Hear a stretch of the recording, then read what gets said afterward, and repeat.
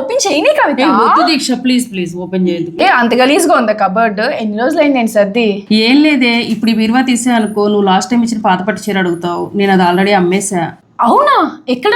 నా దగ్గర కూడా చాలా పాత పట్టు చీరలు ఉన్నాయి, అమ్మేద్దాం అనుకుంటున్నా.